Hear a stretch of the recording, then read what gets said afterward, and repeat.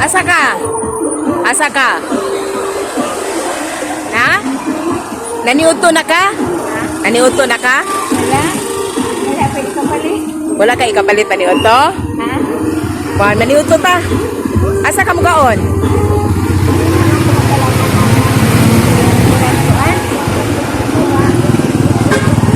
Dito ka. Wala ko magkalit.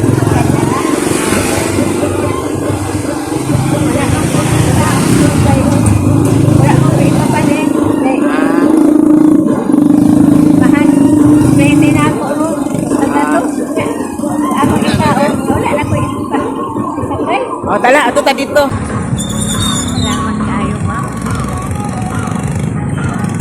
So ayan guys, dadali natin si Tia Magling sa isang pagkainan.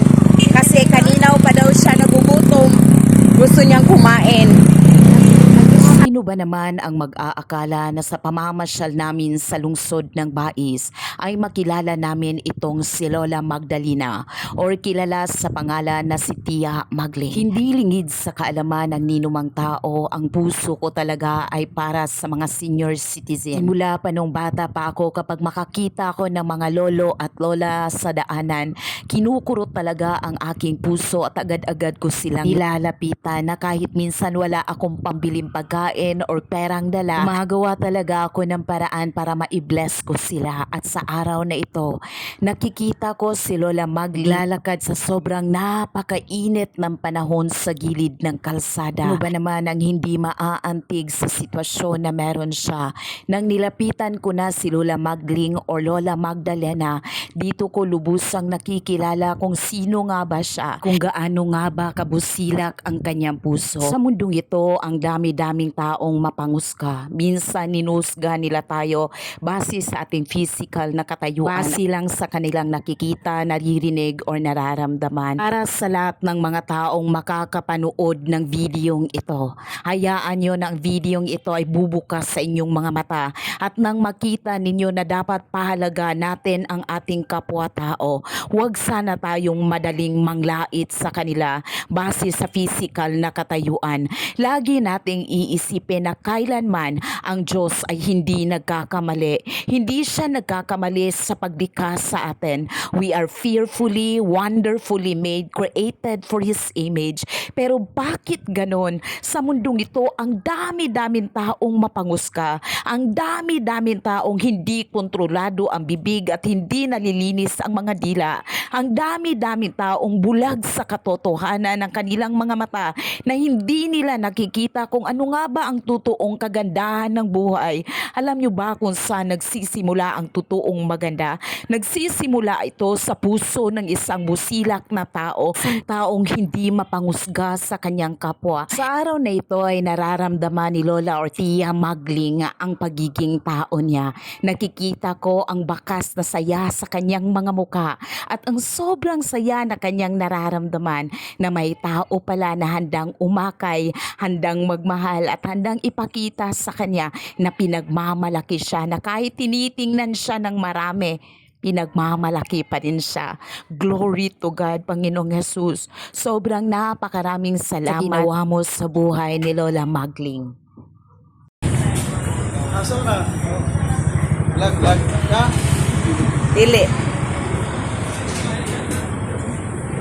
Kasi gunahin mo. Rice? Rice? Sodhan? Oh.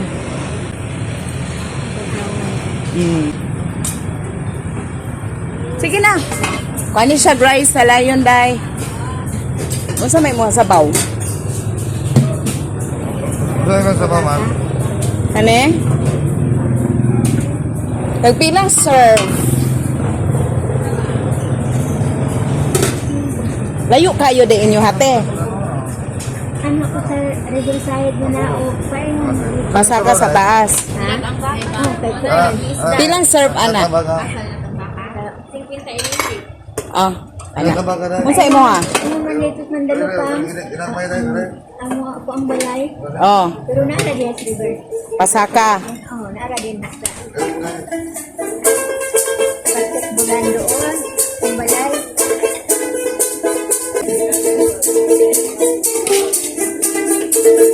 Thank you. Asa ka dapit mo ka?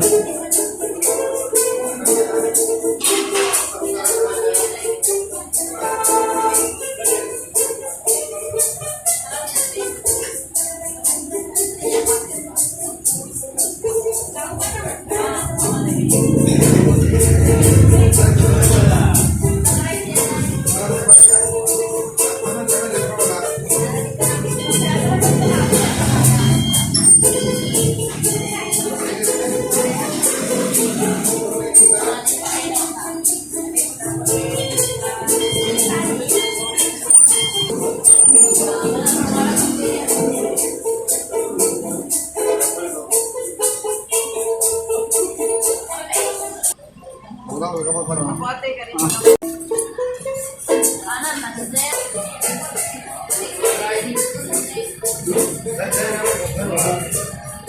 Ini lang kumurot na. Ah, Ako ni Kuko. Ito ka. Ito lang ko sa niya po.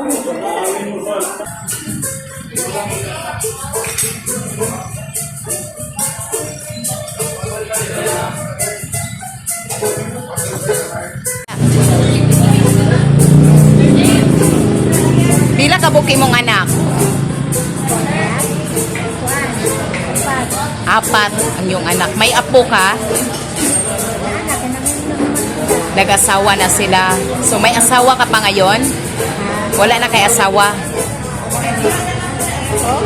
Buhi pa imong mister? Wala na po sana. Ah, sige ka una. 2007 din na sa trabaho. Siya. Trabaho kay kampo. O wala trabaho kampo, mangahoy po siya ako kay ibaligyan niya. Ah. Hapon, palit ko niya bigas. Atake na po siya. Ah, inatake. Kita kayo. Wa may nakatabang niya kuan sa agi. Oh. Ira na? Mabusog na ka na?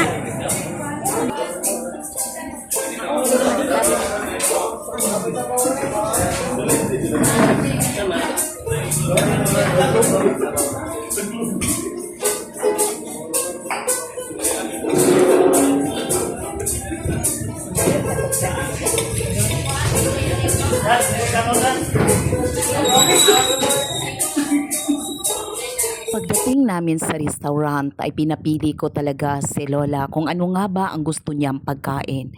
Subalit lagi niyang sinasabi sa akin na kapag pumupunta siya sa restaurant na ito, isa lang talaga ang pagkain na lagi niyang pinipili. Yun ay ang linat ang baka sa Bisaya at ang rice. Sapat na daw yun para sa kanya. Tuhin ko man na pumili pa si Lola ng napakaraming pagkain pero sabi niya sa akin sapat na ito ining at saka sobrang napakarami na ang rice na yung binigay kung kaya't hinati niya ito. Sabi ni Lola sa akin, 88 years old na ako at hindi ko na ito mauubos pa. Kaya maraming salamat sa iyo Ining sa binigay mong pagkain sa akin.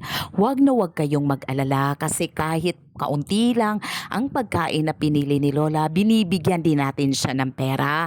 Hindi ko lang pinapakita dito sa video kasi nga baka mabash pa ako. Nasasabihin niyo, ano ba yan? Nagbibigay ka na ng pera tapos binivideo mo pa, o di ba? The very reason kung bakit nga ba pinupost natin si Lola, naniniwala kasi ako na sa mundong ito may mga taong may busilak ang puso na higit pa sila na makakatulong kaysa sa akin. Sila yung mga tao that they really have the heart to give something para sa mga katulad ni Lola. Kung kaya't hindi ako nagdalawang isip na i-post ang video na ito.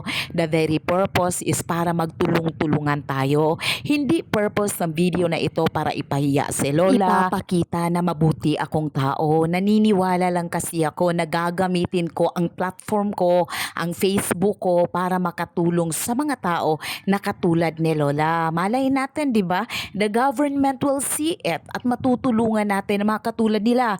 Mapapadala natin sila sa mga ospital na kanilang kailangang mga gamot, lalo na sa mga matatanda at saka marami pang mga privilege na makukuha nila. Umaasa po ako na sa pag-share nyo po ng mga videos ko po, matutulungan natin sila. From the bottom of my heart, alam ng Diyos yung nararamdaman ko simula pa lang na gumagawa ko ng mga video. Kaya no need for me to prove myself to everybody out there. Nagtatanong, bakit nga ba pastora kailangan mong i-video ang ginawa mong kabutihan sa kapwa mo tao? Mas lalo kasing lalakas ang power natin kapag nagtutulong-tulungan tayo. Hindi rin natin maiiwasan na may mga bashers dyan. Despite sa mga pagbabash nyo, alam ko, more pa tayong ibibless ng Panginoon at marami pa tayong mga matatanda na matutulungan. Kaya hinay-hinay lang po sa lahat ng mga bashers kasi ayoko naman po na magkasakit kayo or ma-stress kayo.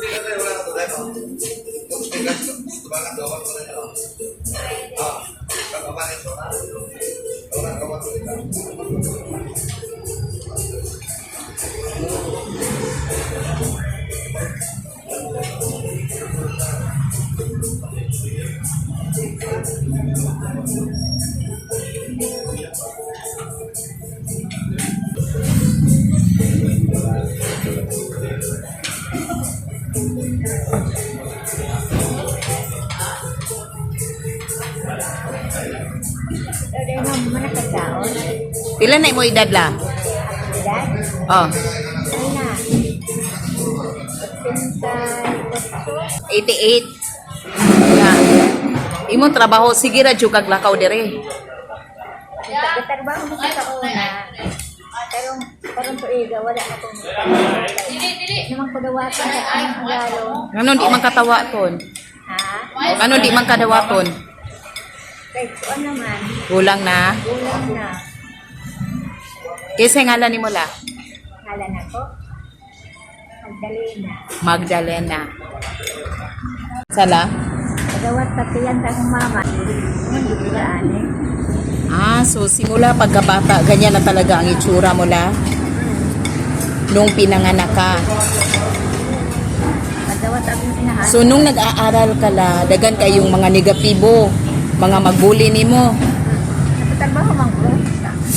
Trabaho ba ako kami ko? Ay mga mangaway nimo sa una pod la. Ay, layo manguan nga bata. Mangaway na ako. Pero na ako'y bata nga. Dili. Amigo rin sila na ako. Ah, so, Kanang uban. Tingala na sila na ako. oh. Pero punta sila mga anak ko. Oh. Naman sila mga manaway. Oo.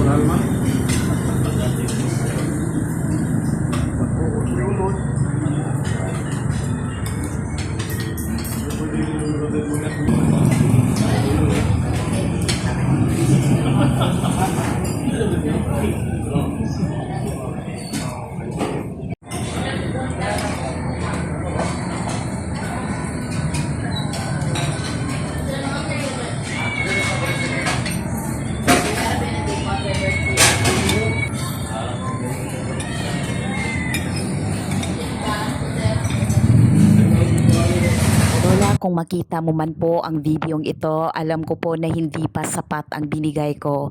Alam ko po na sobrang napakaliit at napakakunti pang mga bagay na ginawa ko sa araw na ito. Sana sa pagbabalik ko, Lola, maraming pagkain, bigas, dilata ang madadala ko para sa inyo at maraming pera, more than pa sa ibibigay ko sa araw na ito. Wala akong ibangangarin kundi ang makatulong sa inyo.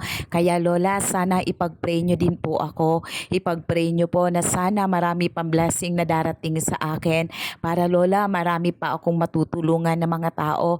Yan lang pong mga prayers ko Lola na sana marami pa pong mga matatanda na matutulungan natin. May the Lord God Almighty blesses you both now and forever. Lola, alagaan niyo po ang sarili niyo at maraming salamat na ibinahagi niyo po sa akin ang inyong kwento. Mahal na mahal ko po kayo Lola. To God be all the glory.